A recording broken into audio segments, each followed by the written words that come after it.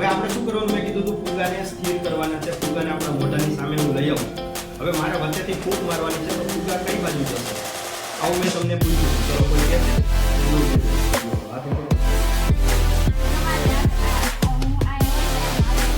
મારી બાજુ આવશે હા તમારી બાજુ અત્યારે ફૂગો હશે તમારી શું તમારી બાજુ.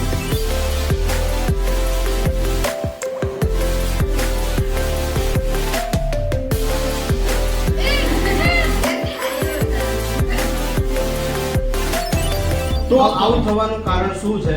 તો ફુગાને હવા વચ્ચેથી આપીએ છીએ ત્યારે હવા છે એ શું થાય છે આજુબાજુની રહેલી ફુગાની આસપાસની રહેલી હવા છે એ શું થાય છે અહીંયાથી પસાર થવા પ્રયત્ન કરશે ને એટલે ફુગાની હવા છે બંને બાજુથી ફુગાની હવા છે એ નજીક લાવવા પ્રયત્ન કરશે એટલે ફુગો છે એ દૂર નહીં જાય ફુગો કેવો આવશે નજીક આવશે. આવો એક્સપેરિમેન્ટ તમે ઘરે કરજો બરાબર છે.